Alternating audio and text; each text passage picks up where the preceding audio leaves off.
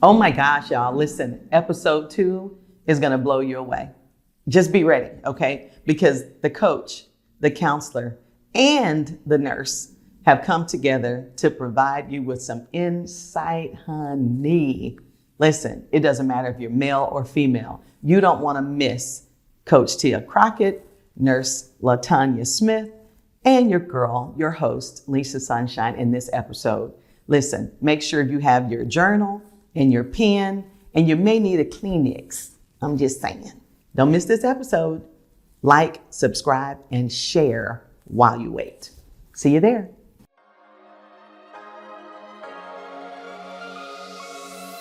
Well, what do we have here? We have one of my dearest friends and trusted colleagues in the wellness, in the mental wellness, and especially when we're dealing with women in that lane. And if you know Tia Crockett, you know what she is known for. And honey, she is a beast when it comes to the wellness scene and retreats. And just recently, what do they do? All the things right here. All the things. All of them. The Opulent Daughters. Yes. Oh my goodness. Opulent Daughters is what she is known for. The retreats are ridiculous. I have had the honor of presenting as a facilitator and helping some folks through some things at one of your earlier ones. Yeah. And the opulence, honey, has grown. It has. Tremendously since that time. And so this particular episode, we are going to deep dive in what it looks like to be women of wealth, women in the workplace, women who are leading in the workplace, decision makers, and how in the world do you choose you when you weren't taught that? Yeah. You weren't taught to choose you. You weren't taught that you can do things differently than what you saw when you were coming up. And so y'all already know her bio. If you don't, look her up. Tia Crockett is all over the place on YouTube, Instagram, Facebook. Google it's her me. baby. Google me. She's Googleable, okay? She's Googleable. I'm your host, Lisa Sunshine. This is season 2 of the Apology Podcast, where we talk about apologies and the ones that never, ever came, and how we decided, because we can, that we're going to live beyond that, not just surviving, but thriving. Welcome to the show. Thank you. Thank you for having me. Thank you so much. Absolutely. So let's jump right in. Golly, this is so good because I believe in the power of speaking. Mm-hmm. And oh my God, you do that so well. And people listen. Who'd have thunk now? Who'd have thunk? I don't know why. And so how did you know at some point, as you were coming up and recovering from things, unlearning things, learning things that were going to help you, how did you know you were called to women? Honestly, it was a God calling, because growing up, I was a tomboy and I hung with the boys. I never had a problem with women. Like a lot of the women I work with, they say I don't do women. Right. So they thought before until they were introduced to community. But it was a God thing. I actually went to a retreat myself, and it only cost $100. And at that time, I didn't even have $100 to pay for that. Right. And when I went to that retreat, I received almost like a supernatural encounter with God concerning women, because it was a women's retreat. And I sat there all weekend long just looking at these women. And you know, when you have a solution to something, you see all of the problem. You can see it so big. So I sat there and I was like, oh, if we can only give her this, or if we can only do that for her. And so it's kind of like opened up to, if you see a problem, solve it. You know? And so that is where it kind of started. Okay. Because your deep dive is not only the beauty of it and the aesthetics, because as women, of course, most of us are very creative and we want to look good and we want to feel good. We want to smell good. all those things, but the inner woman, Yeah. oh my goodness, Yeah. she is met in those spaces as well. And so the way you started doing the retreats and where you are now, how did that evolve? So I think how I would even tell, because a lot of the coaching I do is with entrepreneurs. Yes. And with like just visionaries. They don't Yes. even have to be entrepreneurial. They can just be visionaries, Yes. Advocates. And so it started out with me doing what I felt like I was going to be good at. Okay. If I'm just honest. Sure. I felt like I know how to pray. I know how to give a good hug. Yes. I can give good advice. Yes.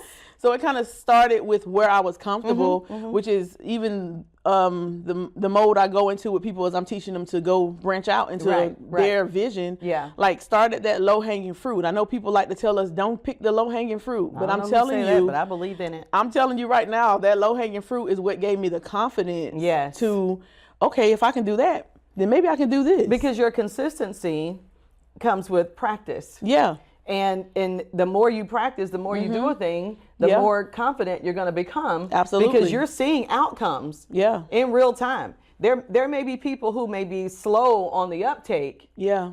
And they may drop out and come back around. Yeah, for sure. But because you're still there, Yeah. they see you consistent, that gives them grace to say, okay, let me circle back. Because you can't really afford to wait until you are confident. That's right. Or courageous. Yeah. To do a thing. Yeah. You can't wait until then, because your confidence actually grows with doing. Yes. That confidence and actually practicing what you've been called to do. I just don't believe that there is a time where you are 100%. Right. Because listen. Never. Like you said, I just came out of a retreat this weekend. Yes. And it's new. It's a new baby. Okay. The retreat that you came to, it was called A Girl A Retreat. Yes. I still have that. The opulence, honey. I can do that with my eyes closed. Right. But opulent daughters, I Yes. told somebody it felt like I was in labor for 3 days. I came home the next day after this retreat and I could not. Yes. I could not. I mean, Yes. You had to. Ooh. Yeah. Because as you are not only did you prepare a thing, but then there was the manifestation. And then there is the, ooh, did I just do that? Yeah. And all of the energy that is poured out, the sacrifice that is poured out, the isolation so that you can hear well. Yes. And you have poured and poured, and you consistently pour. And so this particular segment here is about choosing you. So as leaders, as those of us who pour, how do we as leaders get poured into?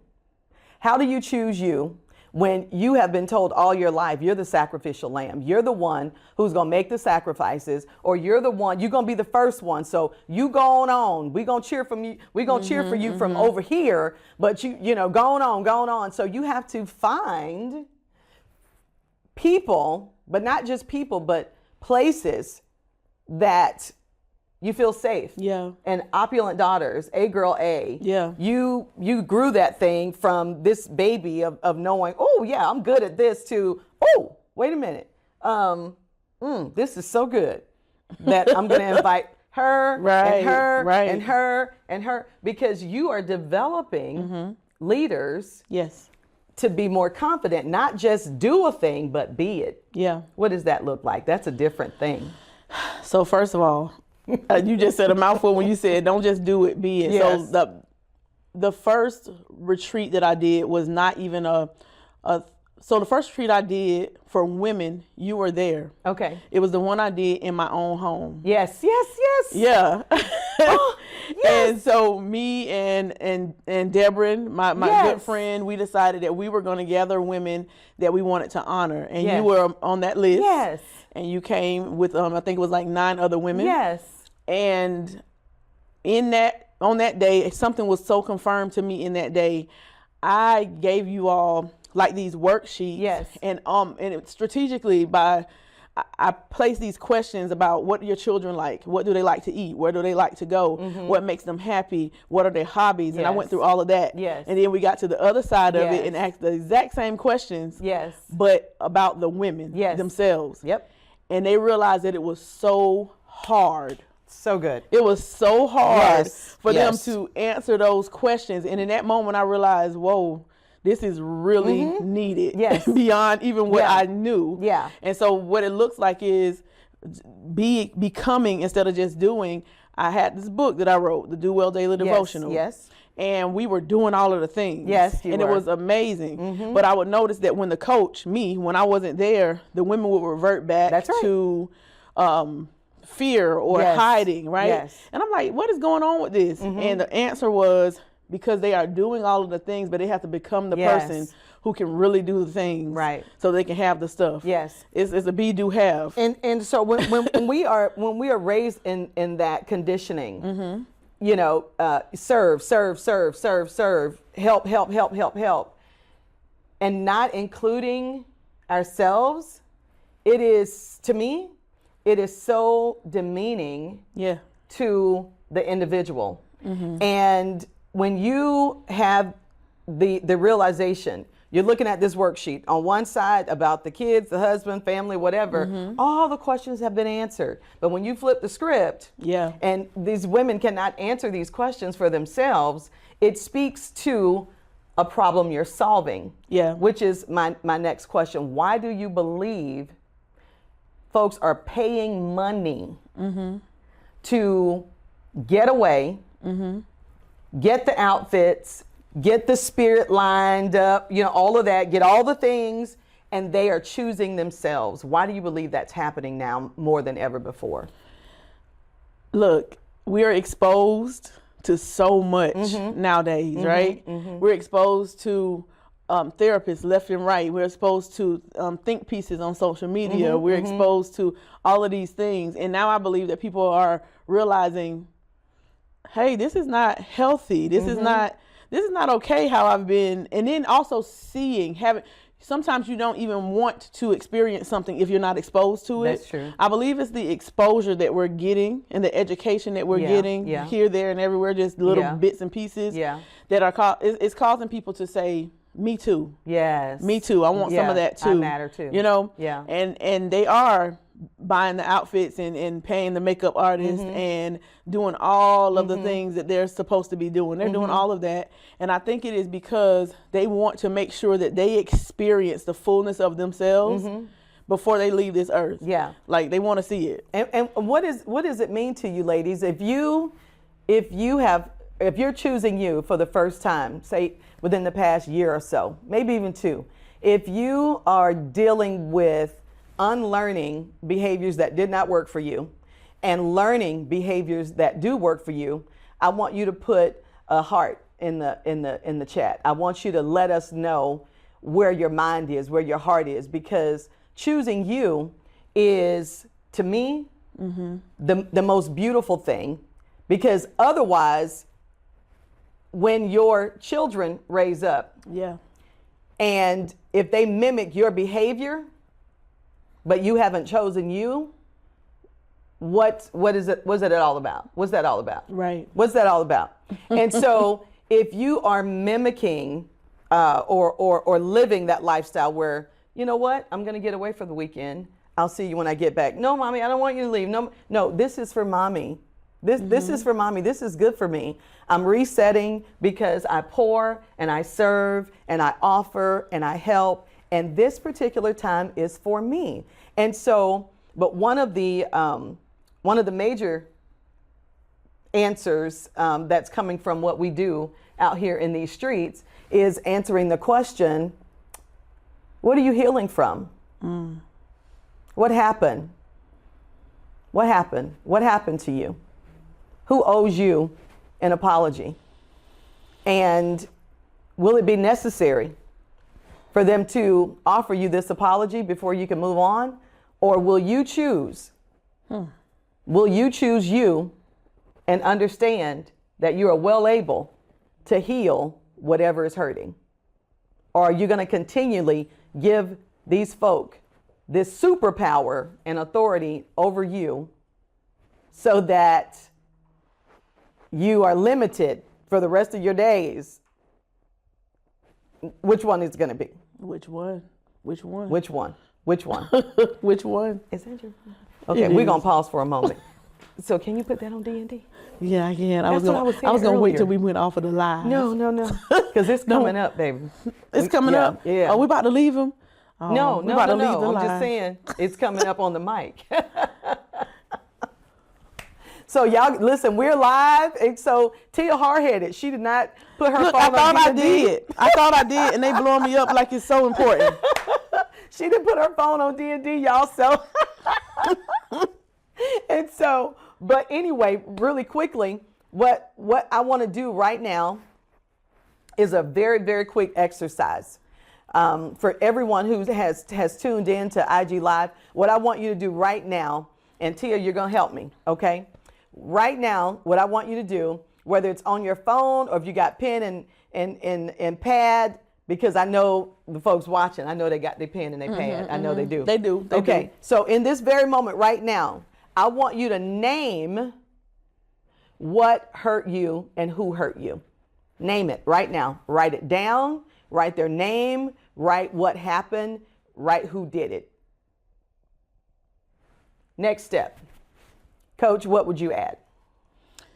If we're writing down who hurt you, what they did, What happened? I would write down next how it has affected me. Mm-hmm. I would write down next how has it affected me in my day-to-day life. So we're looking at trauma responses. Yes. And how you are responding to things that have nothing to do with what actually happened, but it's affecting things. Because you gave it power. Yeah. You gave it emotion. And so, because you gave it power and you gave it emotion, and it happened 20 years ago, it happened 30 years ago, it happened 10 years ago, where does your empowerment to heal and learn, where does that come in?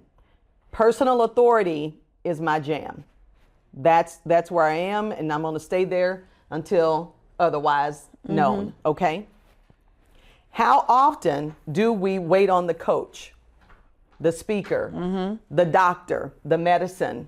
How often do we wait instead of taking action to say, I am well able? Yeah. And the thing about it is, the things that we have allowed, the people, places, things that have hurt us in the past, if we don't take up that personal authority or take that autonomy to actually do what we need to do in ourselves, then what we do is we leave it up into someone else's hands all over again. I call it outsourcing. All over again, it's in somebody else's hands. Yeah. And so now you put yourself in this position where, guess what? If they let you down because they cannot keep up to your standards, then you have another hurt to get over. And what happens when they don't even have the capacity? Capacity. It was never there, but there's this title, maybe mother. It may be the title of father, maybe the title of sister, brother, grandma, uncle, whatever. It may be a title that they've been given, but the emotional clarity, the emotional intelligence to carry that title with safety, what happens when they didn't have it then? It's been 30, 40 years and they still don't have it now, and you're still waiting. Still waiting. And a lot of people will not release those people because you feel like if I release them and forgive them or whatever, or release them, then I am taking them off the hook. Yes. But you can hold them accountable, but you cannot hold them hostage. Right, because you're holding yourself That's never going to work. You're going to have to hold yourself. In order to keep them in that prison cell, you got to stay in there with them and lock them down. So are you going to stay in there with them or are you going to come out? That's the question at hand, right? So who's doing that? Listen, they're talking about quiet quitting. You're quietly staying. And there are other options. One of them is choosing your birthright to decide for you what you want. If it's hurting you to continually remembering the stuff, some call it triggers, okay? Some call it nightmares, whatever the case may be. There is a physiological, there is a neurological makeup in our brains. Our health deteriorates, our vision, our liver, our kidneys, high blood pressure, all types of stuff happens when we quietly stay in that place of harm when freedom is available and easily accessible? We're going to be right back. Okay? We're going to be right back.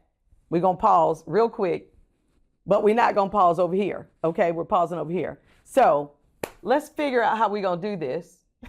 Welcome to the Apology Podcast, honey. I'm glad to be here. Glad to be tagged. And so we're talking about the health portion, the mind portion, the way God created our brain. What happens, Ton, with your golly, almost 35 years in nursing? Absolutely. Absolutely. What in the world is happening in us medically and health-wise when we decide, whether it's quiet or not, to stay bound by things that happen to us because of other people? Well, what is happening is a lot of things that's happening, and it's layered. And so two of the constructs that I like to use when I'm dealing with this type of work is Maslow's hierarchy. Yes. I like to use that. Yes. And I also like to use Sigmund Freud. That's one of my faves. Yep. But also a gentleman called Carl Jung. Some people say Carl Jung. Some people say Carl Jung. So when you're looking at that, some of the things that you're saying, when you're saying, well, what's happening with people? When they have decided that trauma, they're going to live in trauma, and they're going to live in these trauma responses. So what I was overhearing was, which is very true, is trauma actually rewires the mind. Absolutely. The trauma actually rewires the DNA. So now we're dealing with things at a cellular level. Yes. And so we're dealing where trauma actually goes in and it actually reprograms people at a cellular level. So you're dealing with, say for instance, when I was a child, let's just use something, if I was molested or I was raped. So what happens is a 5-year-old or an 8-year-old does not have the capacity to be able to process what just happened to them, because they shouldn't be processing sex. They shouldn't be processing those types of things. So what happens is the body says, okay, the amygdala specifically says, we're going to hold this and we're going to house this somewhere in the body. So let's just say we're going to house it in the breast. Yes. So then now I'm 25 years old and I'm looking at triple negative HER2 positive breast cancer because of the molestation that I did not have the emotional capacity or the emotional intelligence, if you will say, to be able to process the articulation, even words. Absolutely, it's language. Even words. And so I hear, folks say, oh, I'm an introvert. I leave it to the speakers to say the thing. No. The world was created on words, by words. So you got to understand how powerful it is. I understand introverts. I had this conversation with a leader the other day, and she says, well, I've written the book, but I haven't talked about it. And I said, so if someone is assigned to you and that book you published and it's out and there is help in that book for those folks, and you won't open your mouth, let's decide why you won't open your mouth. Let's decide. And the decision is, it's still going back to trauma, and it's going back to not being seen. It's going back to not being heard. So that goes back to as being a young child. So most people, when you're dealing with, as you will say, mental health or mental health illness, because all of us have mental health. Sure. All of us do. But how are we going to define what is mental illness? And I believe that that's where the breakdown happens, not only in Christian communities, but I think it also happens in what we would call secular communities as well. There's not consistent language or congruent language that says that this is what mental illness is. So when you're looking at how do we get back there, for me, when I'm working with people, it always goes back to where was that store hay. So there are 9 different types of love. And so store hay is the love that is the love between a mother and a child, a father and a child, or it's a familial love. So if that store hay is corrupted, if that store hay is dysfunctional at an early age or absent, what happens is now the remainder of all the other 8 loves are going to be dysfunctional, and the remainder of all the other loves are going to be low level, low functioning, low vibrational, and not enough until you learn who you are, how to reframe what happened, how to understand clarity. Absolutely. When it comes to behaviors. Absolutely. So there's the science of egg, sperm, healthy uterus, this baby's coming forth. The science does not automatically qualify, as millions of us know, you to parent or protect or provide or to be present and available. When it's MIA, we take that thing inward because as children, again, we don't have words. Absolutely. We don't have articulation. Absolutely. But guess what's happening the whole time? As Miss Nurse Tanya just said, there's a cellular thing happening. There's a decomposing almost of what's healthy. And it is deteriorating day by day. And guess what, y'all? That deterioration does not stop just because we grow in age. And you will mirror that thing. Even as you were talking, I was thinking about my father did not know who his father was, because I'm going somewhere with this. Okay. And he did not know who his father was. He was abused by his stepfather. My father's birthday is in November. Short statured, dark skinned man. My youngest son's father did not know who his father was abused by his stepfather. Short, dark. So you know, in the aesthetic thing, you could be like, okay, well, she chose somebody who she got a type. She got a type, look like her dad. But at the other end of the spectrum, it was deep down and embedded into me on a cellular level. Yes. I chose the same exact man in the same exact pattern because of when we're looking at mental health as well, we're looking at mental health, and mental health period is something that is generational. And so understand patterns. Some would say generational curses, but I understand generational patterns because some would say that's a curse. Because it didn't work. And it's going from generation to generation. But what happens when you learn you can break that pattern? But see, there's a difference between an iniquity and a curse. Right. And we're dealing with iniquities when it comes to that. And not necessarily the curse part of it. So we're dealing with the iniquity. So that was the iniquity, these besetting sins, these things that so easily beset us. Right. And so for those folks who aren't in the faith, absolutely, it's a pattern. It's a pattern. So clueless because, again, we don't have articulation. It's language. You don't have language. And so for those folks who are saying, golly, how did that happen? I didn't even know my dad. She didn't even, you don't have the background, you don't have the reference, but these things are coming from you.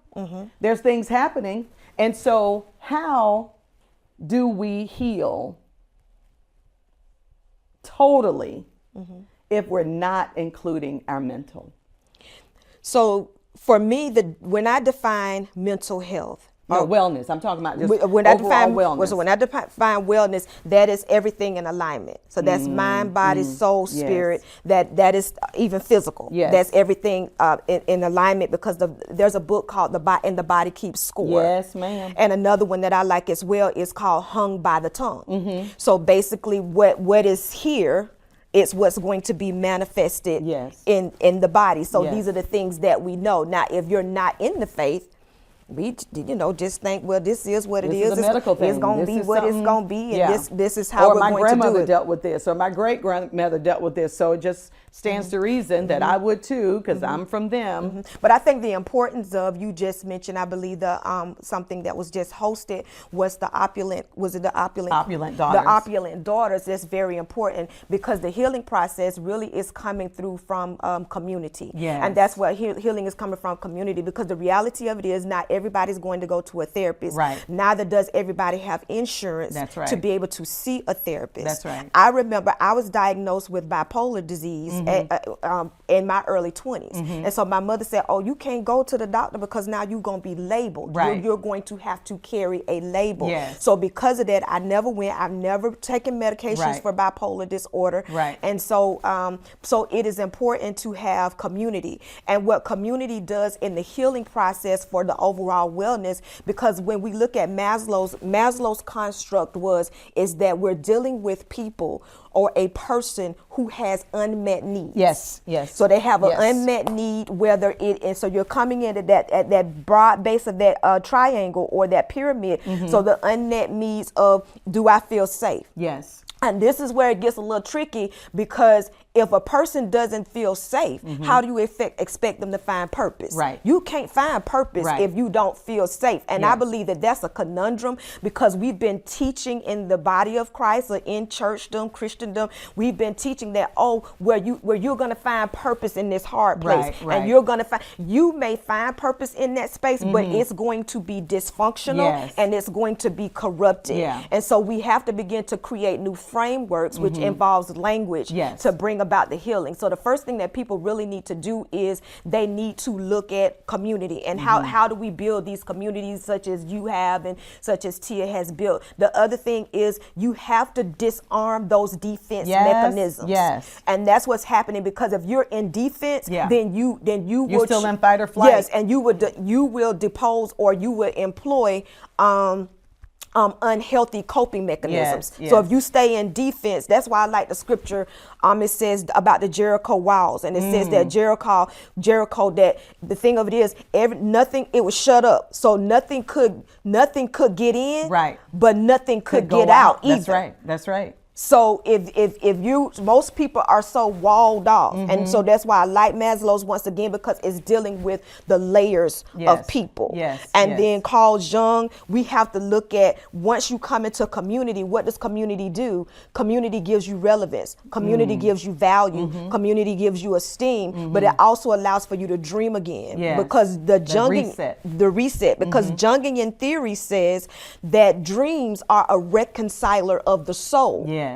So it is the dream that reconciles the soul, because when you can't deal with the molestation and you can't deal with the trauma can't deal with it, God says, okay, I'm going to do what I did to Adam. Yes. I'm going to slay you in the spirit. put you to sleep. I'm going to put you in a dream scrape. I'm going to extract the good from you, and then I'm going to breathe into it, and I'm not going to give that thing legs and arms. I'm going to give it the ability to breathe, to be able to help you, because that's why I said that when the vision tear the heart, you get sick. So how do people who don't have the understanding of choosing oneself?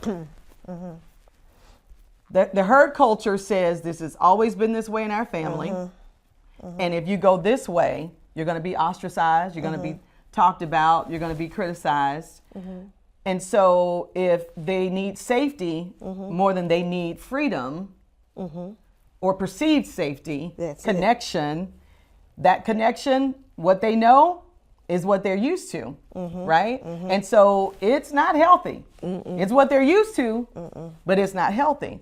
And so making a decision that leads you to freedom, that leads you to peace and leads you to purpose, what would you say to the person watching?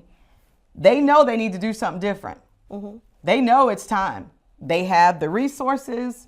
They have the insurance. The copay is not an issue. They even have EAP on their jobs. You better say all the 8 visits. Come on. Per subject matter, okay? But they have not chosen themselves. They're still waiting on the apology or the acknowledgement or someone to come to save them. They want everybody else to do the work they can't or figure they can't do themselves, when we can. It's proven. Millions of us have done it. What would you say to them? I would say to you, the irony of this is my mother was a licensed mental health counselor. And I would say to you, do two things. The first thing that I would say to you is I would tell you to write a letter. Write an in-depth letter, just airing everything out about how you feel, if it's towards a particular person, if it's towards a particular situation. I'll tell you what, if you are faith-based, whatever you believe in, creator, universe, whatever that may look like, write a letter. Because I will tell you this, oftentimes we're mad at God. We're mad at the being that we believe in, because we're mad because that being, our God, allowed for this to happen to us. So that is the number one resolution that we would have to do. So I would say write a letter to air those things out. Take that letter and you can drop it in the mail and mail it to wherever it is you want to. I would tell you to do that thing. The second thing I would tell you to do, I would tell you to get an empty chair. I would tell you to get an empty chair, and I would tell you to speak to that chair as if it were that person, that thing, that situation. Speak to that chair as if it is Abba, as if it is God sitting there in person, in living color, and speak to that and begin to release those things. Because some people, I have found how we apologize, I have found how we love is predicated on how we learn.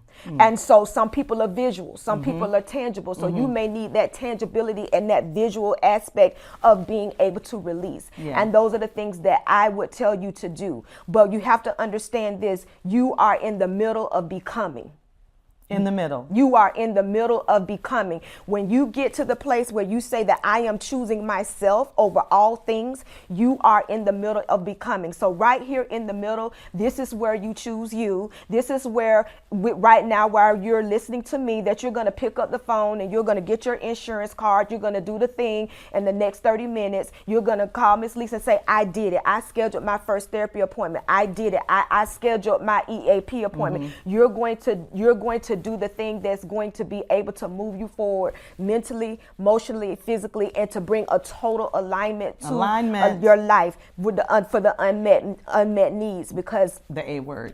Yes, and that's a big A word, and bring you into a place of alignment so that you can get to the end of this. Because and this too shall pass. And let me tell you something, a year or 2 years is going to go by whether you are healed or not. That's right. It's going to go by. So why not let's just do this healed? Why not let's do the tag? Why not let's just be opulent? Why not let's just do this and just move forward and get to the end? And this too shall pass, and it's an expected end. And that's what I would tell them to do. Do that work and deal with your internal locus. We like to deal with the external all the time. We like to deal with the external locus and not deal with the internal locus of us. And as Coach Tia was sharing before you arrived, is pretty much the same thing. She said, write the letter. Write the letter. Understand what it is that you're feeling. What has been assigned to you, or what have you assigned to you that's based upon what happened and who did it and how it made you feel, and how is it manifesting in your life? Is it working for you? And another good thing to do, Lisa, that I omitted as well, you can go and download. I've chosen to download one that I pay for, but you can download a mood tracker. So you can go into the apps, whether you have a Android, I have Android, or you have the Apple. But anyway, I digress. But you can go get a mood tracker. That has been it's simple, but what you do is you go in that mood tracker every day. You can customize it. You can journal in the mood tracker. You can look at your mood. So now you can see every Tuesday I'm in a funk, or once a month this is happening to me. And what you begin to see, you literally begin to see a visual roller coaster that you're on. It also gives you the opportunity, do you want to put in mindfulness, where you say, okay, every day at this time I'm going to woosah and have a mindful activity. So that's one of the biggest things that has helped me come into a place of emotional clarity, and to elevate me as far as an emotional construct was a mood tracker, was being able to, and I'm not a visual person, but to be able to see it, because my therapist recommended that, right? So to be able to do to go in and do that mood tracker. So I would suggest that you do that. And it is so funny because years ago, I would, and it's hard to believe, but Kalen's it'll be 10 years that he's been gone May 2nd. Can you believe that? And for the longest time, early Sunday morning, 3, 4 o'clock in the morning, I would get up just wailing. Wow. I mean, I just could not get it together. And you can be so deep in a thing, not even realizing what in the world this is about. And I just started, like journaling and praying and researching grief and, am I over mourning? Like, what is going on? Is my soul messed up for real? Because I'm doing this at least once or twice a month. And finally, I said, oh my God, he left here on a Monday. So it was on Mondays. You know what I mean? And so that mood tracker, I can understand that totally. Because you can see it. And so what I did, I changed my schedule. And so if I'm going to have a day off, it's normally going to be on Mondays. But just recently, I realized I haven't had one of those wailing nights in almost a year. Because trauma informed. Because I healed more. I'm healing more. I'm healing more. As you go. As I go. Yeah. And so, but I had to put some words to it. Language. I had to put some language to it. I had to articulate, oh my goodness, okay, am I really releasing this child? Is he truly resting in peace? Or am I so bound up by this thing? Is he really resting in peace? And I mentioned it to my husband, and then my husband started mentioning it to our children, and we mentioned it to other people. When you mention our baby's name, when you mention Kaylin's name, you don't have to be sad. Come on. When you mention his name, you don't have to look down. That's good. When you mention his name, mention the joy he brought to our lives. Absolutely. And the work we're doing in his honor. And it gave us articulation for even how we were grieving out loud after he passed away. And so as we talk, from Coach and Opulent Daughters, who gives, the people community some place to go. And oh my goodness, the lives that are changed, because the trickle effect of doing well for you is limitless. Doing well for yourself is limitless. So I am going to charge every one of you who has been on the live, choose you. Please. Choose you. Decide today that you are worthy of peace. Joy. You're worthy of joy. You're worthy, listen, of learning something you've never known. Virgin experiences. Go into it open to say, I'm ready to release this thing so that I can make capacity. So this capacity that's been filled to the brim with yuck, I can heal it. I will get the tools I need. I will gain community to do the things, and I will stay connected so that every time I turn around, I'm healing more than I've ever healed before. But if you decide not to, now it has been declared. It ain't on us. Made a choice. It's a decision to stay there or not. But I am hopeful Absolutely. that you will choose you, because only you get to decide to do that. Absolutely. Right? Absolutely. Yeah. Any parting words? The parting words that I would have, and just piggyback, I'm a nurse, so we make those terms. Please do. And we say piggyback. Talk about the workplace, please. What happens in the workplace, real quick? What happens in the workplace when you choose to not heal quietly? So the workplace, I'm going to share something that's fresh off the press. Fresh off the press. Nobody never heard. Nobody really right knows here. this. So I'm going to tell you what it looks like when you are in emotional duress and mental distress in the workplace, especially in healthcare. I've been in healthcare for 30 plus years, and public health agent as well. I'm certified health and wellness coach. And so let's look at it. Look at me. I'm fly, I'm cute, but this is what it looks like. It looks like this. So what nobody in this room knows is 2 weeks ago, I was wrongfully terminated from my job after having worked a 20+ hour shift because I was accused of a medication error which was not founded. But how did I get here? How did I get to this space? And I got to this space because of emotional and mental burnout.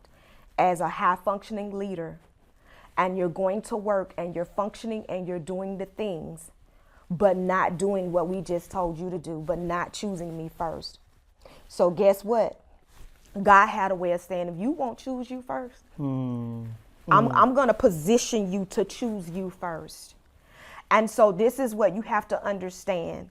There is not one corporation. So now I'm not only dealing with the corporation I work for, now I'm also dealing with big pharma as well. I'm dealing with two big entities. And so what begins to happen is I'm dealing with my ego. I'm dealing with humility. I'm dealing with the fact that I have two girls at home that I have to take care of that are now back home with me. I have grandchildren that are at my house that I have to take care of, but it looks like me. People see me, oh, girl, you look good. Oh, you look amazing. Oh, you don't look 54. Oh, you don't this. Oh, you don't this. But carrying all of that burden. So I want to snatch you out of carrying that burden, especially those of you who are high-powered leaders and you're functioning and your mom and your wife and you're doing all of the things. But I was emotionally and mentally drowning so much to the space where being wrongfully terminated from a job. And honestly, from a job that I did not necessarily love. And so this is what we're looking at in healthcare. We're dealing with emotional burnout, which this can happen anywhere. You're dealing with emotional burnout. You're dealing with physical burnout. You're dealing with people who need to go and take 30-day leaves from work for mental burnout, for emotional burnout. So that's what that looks like in the healthcare space. So you're going to have to choose you because the job is not going to choose you. You're going to have to choose you. And what the job will do, the job will make a decision for you. Because see, that decision was made for me. And that's not, I've gone through 32 years of nursing and have never ever had anything like this happen to me before in my life. And I got here, but why did I get here? Because of burnout. Why? Did not take the time for me. But watch this. Healthcare is one of the industries that I would like to say they eat their own. They eat their own. Wow. So here it is. We're in healthcare, but if I need to go to the doctor, I had to stop going to see my therapist because I could never leave. I was scheduled the appointment, but now I could never get to the therapist. So now I'm paying missed fees, late fees, all this because ironically I'm in healthcare, but I can't as a leader, but now I can't take care of me. So I just want you all to let that resonate because nobody knows this. So let that resonate. Don't let that be you. Right. Don't let that be you. Leave anything on your own terms, whether it is a relationship, whether it's a job, whether it is a community, whatever that is, leave on your own terms and do not allow for your inability to choose yourself to call someone else or give someone else permission to choose for you. Because I gave them permission to choose for me, to choose about my reputation, to choose about potentially my future trajectory. I allowed for someone else to make that decision for me because I did not choose me first. Wow. And the truth is, many of us have been here. Many of us have been here. And so choosing whether it's a retreat, a therapy appointment, the quiet quitting, it's about your peace of mind. It's about your joy. That's what living is about, connecting to your community, making sure you're being seen and heard and experienced, and every day. Absolutely. Every day, choosing what it is that brings you peace. Because that burnout is real. It's real. If you're a leader, if you're a decision maker, absolutely, more than likely you have an A-type personality, or if you're so called to a thing and you are laser focused on it, they're not going to tell me what to do. No, they're not going to do it like me, so I'll have to stay here. I have to do it myself. They're not going to roll with it the way I need them to, and I need it to look like this when I get back. So, all of those things, whatever it is though, if you choose you, and there is a reset happening, and people start falling away, let them. Mel Robbins is my girl, okay? She's my bestie, but we've never met. Okay? Absolutely. I like that kind of carry Let on. them, honey. If people start saying, you seem a little distant. No, I just don't need to respond to everything because I'm no longer highly anxious anymore. And I feel, I'm on edge all the time. No, I'm resting. I'm taking time out for myself. I'm literally pouring out the stuff that has never worked for me. I'm articulating it. I'm writing it down. And I'm finding language to reframe it. Because guess what? I'm learning the value of literally in every area of my life, understanding people's capacity. Others have said, if they treat you like that, or whatever, believe them. What's the quote? When people show you when people show you who they are, believe them. Okay? Guess what though? Believe them for that moment. Because if they decide that they're going to heal, don't judge them. Don't judge them by the past. Judge them by how they're going to move forward. But I have something, and Coach Crockett is here, and this will be my last hoorah. But one of the things that has been life-altering and transformational for me, she and I were having a conversation, and she said her husband said to her, and I don't know if she's brought this up already. He said, Tia, do you forgive people, or do you just move on? And so that has always been that even now years later is a litmus test for me. Yes. Like, have I forgiven in this situation or have I just moved on? And most people are still holding on to emotional baggage, mental trauma, holding on to all of the things because technically they really have just moved on. Right. And the rug with the elephant in the room, or however we're going to say it, the fur balls or whatever, it's still there. We really have not forgiven people because what forgiveness does, forgiveness literally rewires the brain and it literally rewires the DNA. Yeah. And so when you find that you cannot forgive people, a technique that you can use is, and and when you get off today and you say, I heard Shine and I heard Coach Crockett, but I ain't trying to do all that. I would tell you what, will the will to forgive. Will the will to forgive, which means I'm acknowledging I don't want to forgive these people. Honestly, I can't forgive these people, but I will the will to forgive because now I'm going to take on another will. I'm going to take on the will of God. I'm going to take on the will of Christ to be able to forgive because his will is that I do forgive. And that particular piece, I'm very controversial in this. Go ahead. Let's get it. Okay. Forgiving them cannot happen until forgiveness happens in me first. Absolutely. And so many people feel like or believe if I forgive them, it washes away what they did. Absolutely. What they said, how they treated me. But what happens is within you, you decide that peace is your portion. And you decide that their capacity was never adequate in the first place. And you leave that inadequacy to them. That's their work, not yours. Your work is my capacity. I am growing it. I'm making sure it's being expanded. But it cannot happen until you decide on you. Until you decide that if peace is my portion, if clarity and understanding are mine too, that means I've got to lean into me. I've got to take the time to learn me. Come on. I've got to take the time to understand why this bothered me. And was I taught this? Or is it truly who I am? So moving on and forgiving, two totally different things, but moving on can be in peace, not mere disassociation. That's a defense mechanism.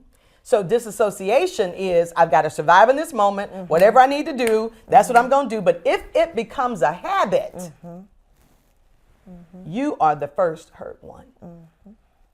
When you decide that you're not doing that anymore because you're going to learn different, you are the first beneficiary.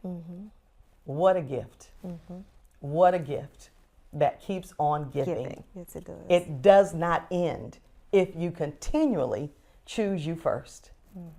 Listen, y'all, this has been fun. Fly nurse. Thank you, Fly Nurse. Thank you, LaTonya Smith. Thank you, Coach Tia.